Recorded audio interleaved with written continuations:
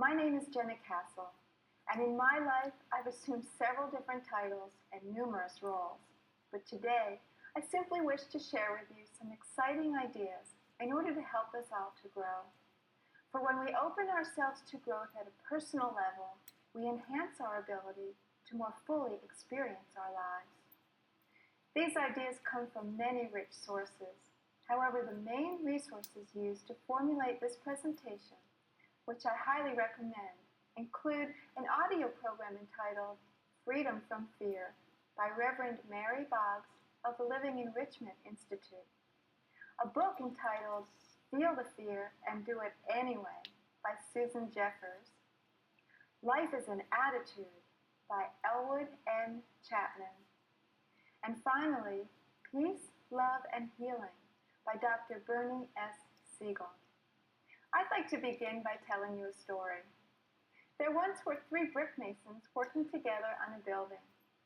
A little boy happened by and asked the first brick mason, "What are you doing?"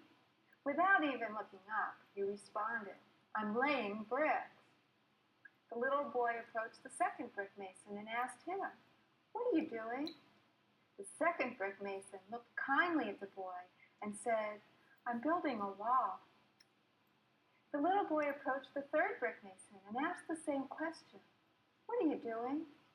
The brick mason faced him squarely and replied with enthusiasm and obvious pride, "I am building a beautiful cathedral." Now, if this little boy approached you and asked you, "What are you doing?" how would you respond? Do you feel as though you simply lay bricks, or do you retain the original joy and enthusiasm of your life choices? Do you simply go through your routine in an unconscious manner, or do you always keep in the forefront of your mind a vision of your beautiful cathedral? Our minds are very powerful tools. How we experience our life's work, and indeed our lives, is to a great degree a function of what we tell ourselves. You see, the man laying bricks performs the very same task as the man who is building a beautiful cathedral. But his inner experience was quite different. We do have the power to affect our own perspective and therefore our internal experience of external events. Expectation is another very powerful determiner of events. I'd like to share a story with you about a young man who took the Scholastic Aptitude Test, the SAT, as part of the college entrance procedures. When he received his test scores back, he saw the number 98 on the paper. Well, he was quite distressed and concerned about his ability to succeed in college with an IQ as low as 98. But he did go to college. His first term, he received D's and F's.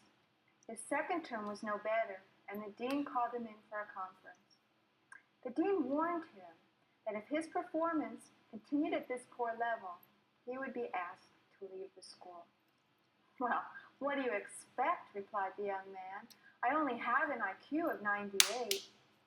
The dean took out the file and explained to the young man, "You don't have an IQ of 98. You scored in the 98th percentile. That means that your score was equal to or better than 98% of the students in all of North America." Well, the next term, that student pulled a 4.0 grade point average. The only thing that had changed were his expectations. Another example of how powerful expectations are in determining events was shown in a research project conducted in San Francisco. 3 teachers had been brought into the principal's office and told, "You 3 teachers are the best teachers in this whole school.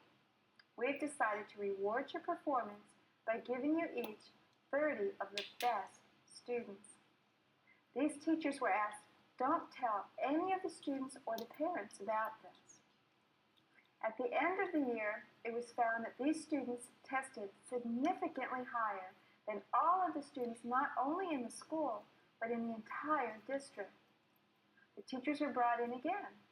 They were informed that this had been an experiment and that the students had actually been selected at random.